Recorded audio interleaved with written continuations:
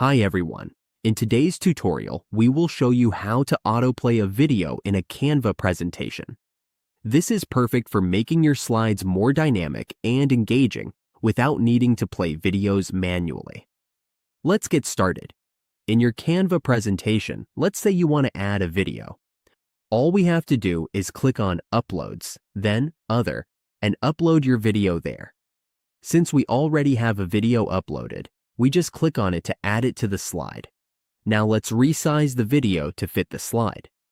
To set it to autoplay, all we have to do is click the video, then click Edit in the top toolbar.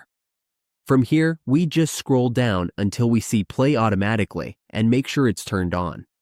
We can also set the video to loop by turning on the repeat option. If we don't want that, we can simply turn it back off. And that's how we autoplay a video in a Canva presentation.